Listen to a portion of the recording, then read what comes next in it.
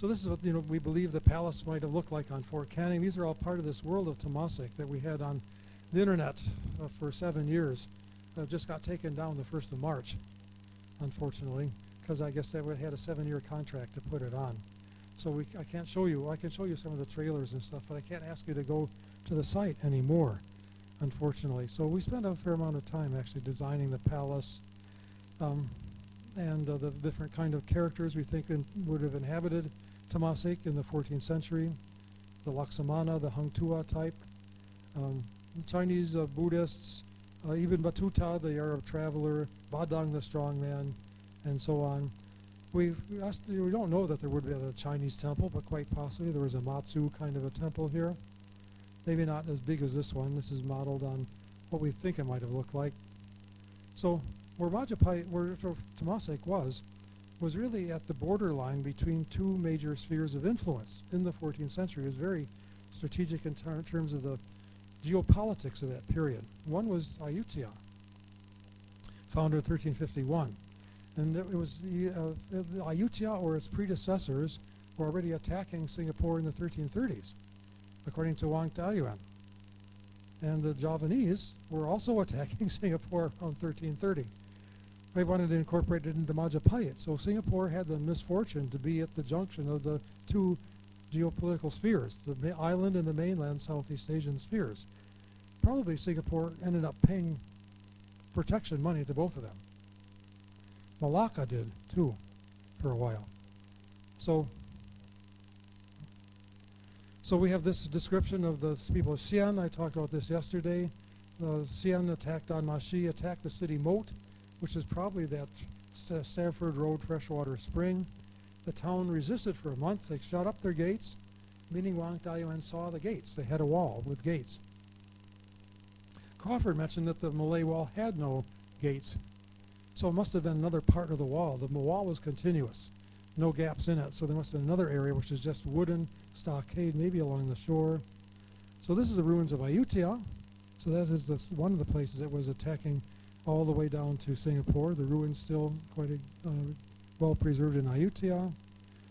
And it was also on an island in a river surrounded by the Chao Phraya. And had many people still living on boats there until quite recently.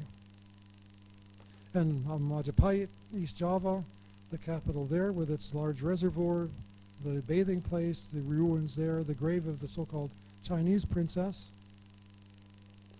and the prime minister who swore to conquer Temasek, Gajah Mada. And he was the prime minister. At that time, Java was ruled by a queen, not a king. And her name was Sri Sri Buana Tunggadewi. So again, why was the ruler of Singapore named Sri Sri Buana? At the exact same time when the Javanese queen was named Sri Sri Buana. I don't think it's a coincidence. And the idea of Sri as Sakidar Shah and so on being the queen who crowned Sri Sri Buana. All these things obviously are somehow mixed up and reformulated by the ruler or by the writer of the Malayan Ls to try and make some kind of, to make it out as though this was in a kind of an all natural sequence of events in the Malay area. But actually, this is her statue. This is her statue in the Jakarta National Museum. So she's the one who gave the right to Gajah Mada to attack Temasek. Now, 15th century, we still find these pieces of evidence that during the Malacca period, Singapore was still inhabited. These mainly are found around Empress Place, not on Fort Canning. Fort Canning has no Ming stuff on it. So it looks like Fort Canning was abandoned as soon as the ruler no longer lived there. But the riverbank still maintained its position as a trading port.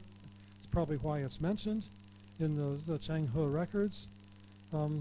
It's an interesting place to study for its position during a period of early urbanization. I won't go into the details of this map, but you'll have the PDF seeing how Singapore fitted into a process of early city formation in Southeast Asia. So Malacca actually controlled a fairly wide area. Singapore was a part of a fairly large empire for a while. And I talked yesterday about the probability that Peranakan culture may have gotten its start here. With all the beads on Fort Canning, the idea that there was probably already a Chinese population here as early as the 1330s. And if I had time, we'd talk more about the layout of Malacca and how that may represent something that did exist in Singapore also. For instance, the bridge. The weird thing is that there was a bridge over the Malacca River where all the trade took place. That's what the Portuguese say. Portuguese records are very useful. Tome Pires' Suma Oriental, very useful for getting an idea of what Malacca had been like during the late Sultanate period. And he says that was the weak point in Malacca's defenses. Malacca had a wall around it, but the weak point was the bridge. So the Portuguese actually took their ship up against the bridge, jumped from their ship onto the bridge, got into the fort that way. That was the weak point, according to the Portuguese. And the bridge, or a bridge, was still there in the 19th century. Of course, it wasn't the original one anymore.